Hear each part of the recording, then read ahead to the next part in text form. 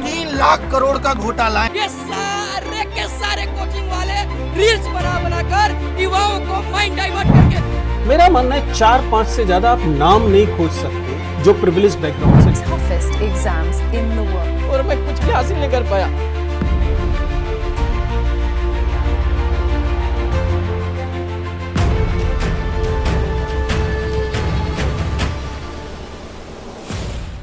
क्या आप भरोसा करेंगे अगर मैं कहूँ इंडिया में गवर्नमेंट एग्जाम के लिए तैयारी करना बस एक गैम्बलिंग बन चुका है या फिर एक लॉटरी टिकट खरीदने जैसा। Yes, we won the lottery!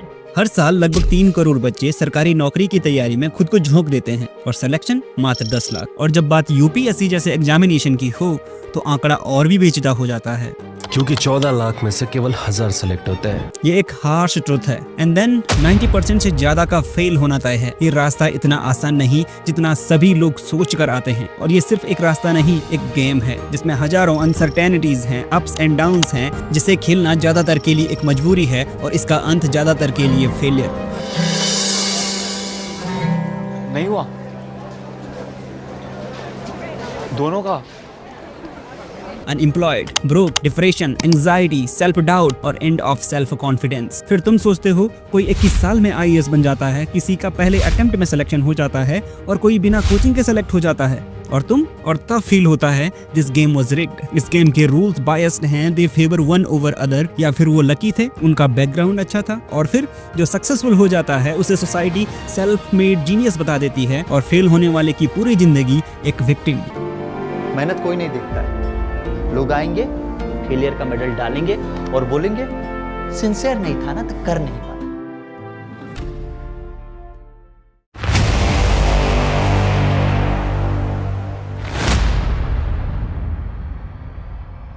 अगर चपरासी का भी नौकरी मान लीजिए ना तो 6-7 लाख आपका तिलक। अगर सरकारी नौकरी निकल गई तो रिश्ता बढ़िया जहाँ से होगा और मोहल्ले पड़ोस में इज्जत। कहाँ जाएंगे सर, इतनी उम्र हो गई और छोड़ के करेंगे क्या, कुछ कर भी नहीं सकते। एक गवर्नमेंट जॉब मिल जाए, इससे से फैमिली सपोर्ट हो जाए और आने वाली जो पीढ़ियाँ हैं उनके लिए भी रोड मैप तैयार हो।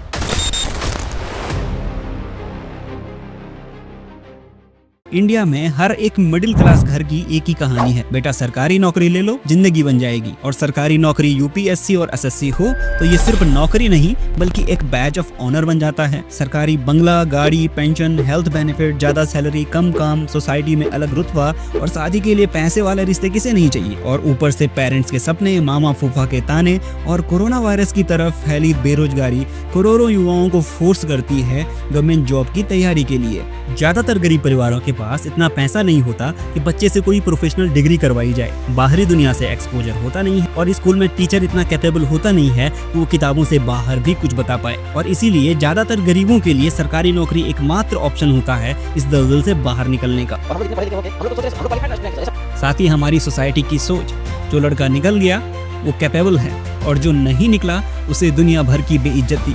सोसाइटी तो छोड़िए, अपने घर में ही निकलने वाले और ना निकलने वाले के बीच पेरेंट्स डिस्क्रिमिनेशन करने लगते हैं। परिवार रिश्तेदार हम लोग ने बात नहीं करते सर, और मैं 2 साल से गाँव में भी नहीं गया अभी तक। एक ही एयर कंडीशनर अफोर्ड कर सकते थे हम, और वो हमने अपने नहीं फरहान के कमरे में लगाया ताकि वो सुकून से पढ़ सके। कार नहीं खरीदी, सारा पैसा हमने फरहान की पढ़ाई में लगा दिया। जिस लड़के को कल तक शादी के लिए लड़की नहीं मिल रही थी, सरकारी नौकरी लगते ही वो रातों रात दुनिया का सबसे सुंदर दिखने वाला मर्द बन जाता है। टैलेंटेड, जीनियस और रिश्तों की लाइन लगने लगती है। अरे भाई करते क्या हो?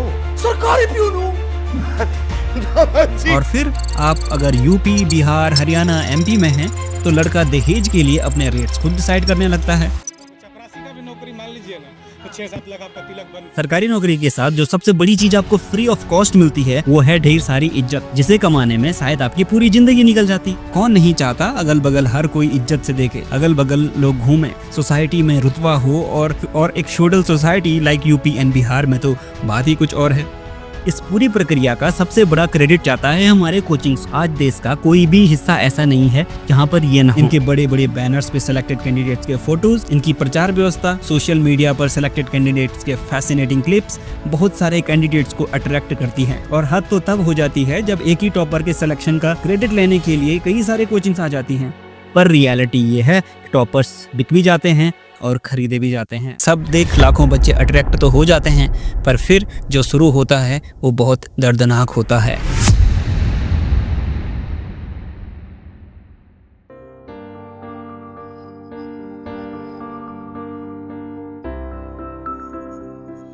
हर साल लगभग 3 करोड़ लोग गवर्नमेंट एग्जाम के लिए प्रिपेयर करते हैं।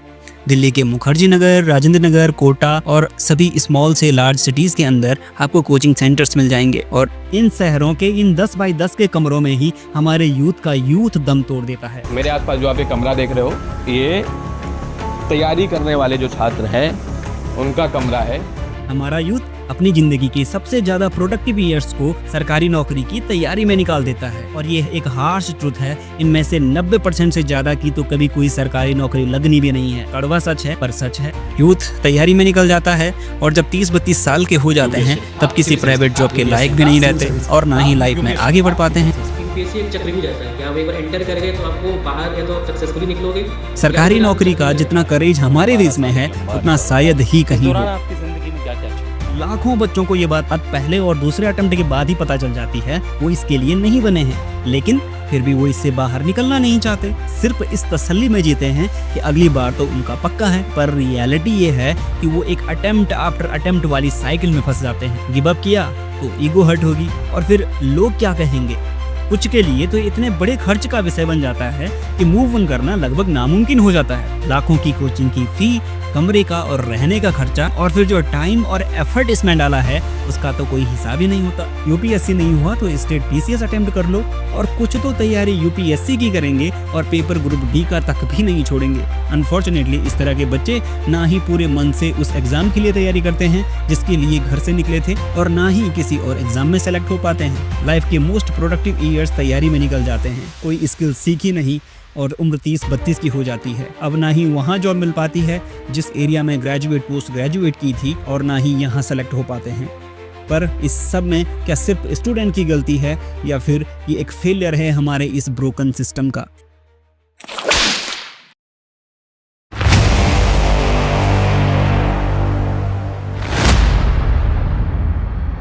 टाइम था जब इंडिया का exam system one of the most credible system माना जाता था। आज वही सिस्टम एक स्लो मोशन ट्रेन रैक बन चुका है, मतलब एक catastrophic failure yet seems impossible to stop. पिछले कुछ सालों में पेपर लीक, कैंसलेशन, दुर्व्यवस्था की घटनाओं ने UPSC, SSC, state exam bodies की इंटीग्रिटी पर कई सवाल उठाए हैं, या फिर यूं कहें द सिस्टम इज फेलिंग। न सिर्फ सिस्टम फेल हुआ है बल्कि स्टूडेंट्स का ट्रस्ट भी टूटा है।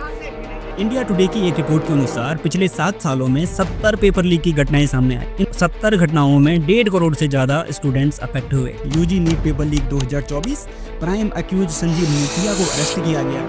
एजुकेशन मिनिस्ट्री ने यूजीसी नेट एग्जाम को कैंसिल किया और सीबीआई प्रोब ऑर्डर किया गया। रवि अटारी को यूपीएससी पेपर लीक मामले में ईडी ने अरेस्ट किया। एसएससी सीजीएल 2017 रिजल्ट डिक्लेयर होने में 7 साल लग गए। स्टेट पीसीएस में नोटिफिकेशन से रिजल्ट तक 5 से 6 साल लग जाते हैं और अभी रिसेंटली एसएससी स्टूडेंट इस टूटे हुए सिस्टम का शिकार बने हैं।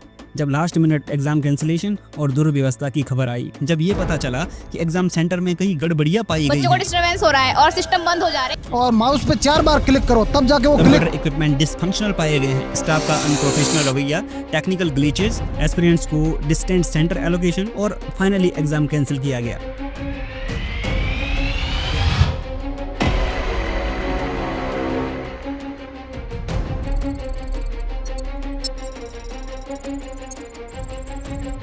इंडियन रेलवे में 10 साल पहले 1.5 लाख वैकेंसीज थी, अब ये डबल हो चुकी हैं। आईएएस आईपीएस की कंबाइंड स्ट्रेंथ 11,700 होनी चाहिए थी, पर अभी 1/5 पोजीशंस खाली हैं। होम मिनिस्ट्री का डेटा बताता है कि बीएसएफ, सीआरपीएफ और दिल्ली पुलिस के लगभग 1 लाख से ज्यादा पोस्ट खाली पड़ी हैं। वर्ल्ड हेल्थ ऑर्गेनाइजेशन के अनुसार इंडिया में करीब 6 लाख डॉक्टर्स और 10 लाख नर्सेज की आवश्यकता है। एजुकेशन में ही 1.2 लाख स्कूल्स में सिर्फ एक टीचर से काम चल रहा है।